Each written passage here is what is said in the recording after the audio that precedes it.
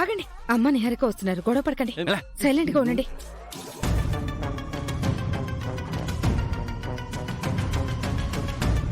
అమ్మా ఎక్కడికి వెళ్ళారమ్మా? చెప్తానుండండి.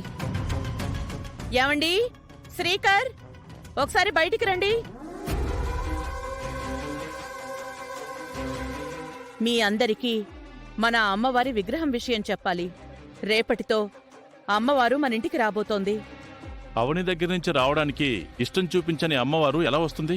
అందుకే పరిష్కారం కోసం మాతాశ్రీ జగన్మోహిని దగ్గరికి వెళ్లి కలిసొచ్చాం. జగన్మోహిని కలిశారా? విఠలాచార్య గారి సినిమాలో ఉండేదే ఆవిడేనా? సీరియస్ టాపిక్ నడుస్తుంది, జోకులెక్కండి రాజుగారు. అమ్మవారికి సంబంధించిన విషయం అంతా ఆవిడ దగ్గర విన్నవించుకున్నాం. అందుకు ఆవిడ పరిష్కారంగా ఏం చెప్పింది అంటే, మీ వంటి జాతకం గల మనిషి మీరు నివసిస్తున్న చోటనే ఉందని ఈ గవ్వలు చెప్తున్నాయి. విగ్రహాన్ని మీ ఇంటికి చేర్చే బాధ్యతను నేను తీసుకుంటాను.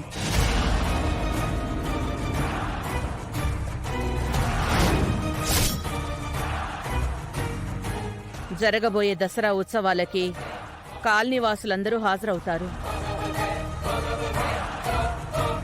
వాళ్లలో ఎవరో ఒకరికి నా వంటి జాతకం ఉంటుంది కాబట్టి జగన్మోహిని మాత ఆ మనిషిని కనిపెడుతుంది.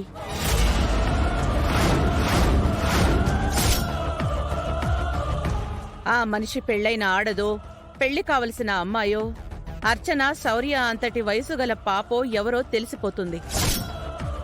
అప్పుడు ఆ వ్యక్తితో అవని ఇంటి నుంచి విగ్రహాన్ని బయటికి రప్పిస్తాను, మనింట్లో పెట్టిస్తాను. ఎన్నో రోజులుగా మనం ఎదుర్కొంటున్న సమస్యకు పరిష్కారం దొరుకుతుంది. దాంతో ఆ అవ్వని పొగరు అనుకుతుంది. ఆవిడ గారి జాతకం తలకిందులైపోతుంది. అయిపోవాలి, అది సర్వనాశనం అయిపోవాలి.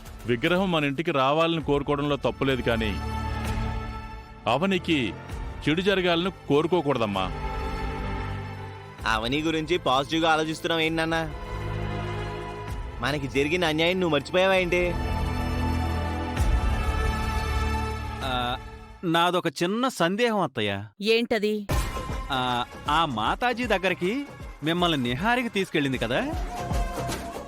అవును. ఆవిడ ఒరిజినల్ మాతాజీయా లేదంటే నిహారిక సెట్ చేసిన జూనియర్ ఆర్టిస్టా?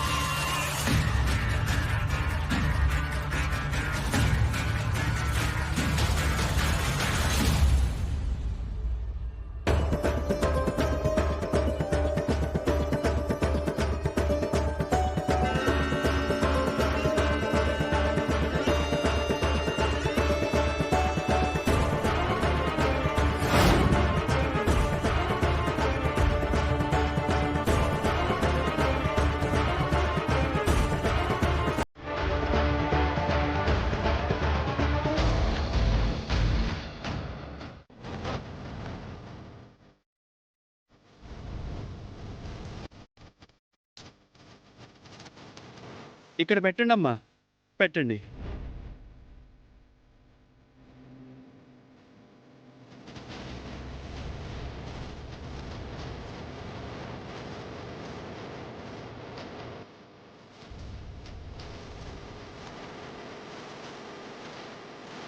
అమ్మా అవని, ఈ అన్నపూర్ణాదేవి మీ కుటుంబంలోకి ఎలా చేరిందో, ఈ అమ్మవారు మీ ఊర్లో ఎటువంటి మహిమలను చూపించిందో తెలుసుకోవాలని భక్తులందరూ ఎంతో ఆసక్తితో ఎదురుచూస్తున్నారు. 4 వాక్యాల్లో చెప్పు తల్లి. అలాగే పూజారి గారు. ఈ అమ్మవారు నా మేనమామ వాళ్ళ తల్లిదండ్రులకు పొలంలో దొరికింది.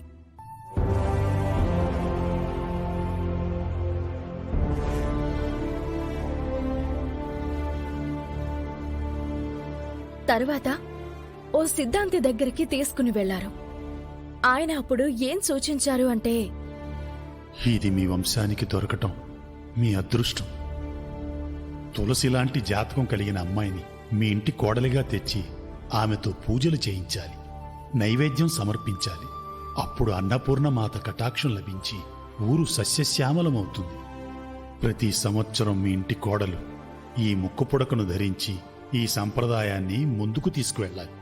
ఆమె తరువాత మరో తరానికి సంబంధించిన కోడలో మీ ఇంటి బిడ్డో ఇలా తరతరాలుగా కొనసాగుతూనే ఉండాలి. అప్పటి నుంచి ఈ అమ్మవారిని మా అత్తయ్య గారే తన తల మీద మోస్తూ వస్తున్నారు. ఏరువాక నాడు, జాతర్ల నాడు, పండుగల నాడు పల్లెటూరుకి తీసుకుని వెళ్తూ ప్రత్యేకమైన అమ్మవారి ఆశీర్వాదంతో కూడిన ప్రసాదాన్ని తయారు చేసి ఇస్తుండేవారు. ఆ ప్రసాదాన్ని రైతులు పొలాల్లో జల్లుకుని మంచిగా పంటలు పండించుకుంటూ వస్తున్నారు. కేవలం ఈ అమ్మవారి వలన, మా అత్తయ్య వలన ఆకలి, చావులు, కరువు దూరమయ్యాయి. ఇది క్లుప్తంగా మా అన్నపూర్ణాదేవి కథ. అన్నపూర్ణాదేవికి జై! అన్నపూర్ణాదేవికి జై! అన్నపూర్ణాదేవికి జై! ఆ తల్లి పూజ అయిన తర్వాత ఈ తల్లికి సంబంధించిన ప్రసాదాన్ని నేను తయారు చేసిస్తాను.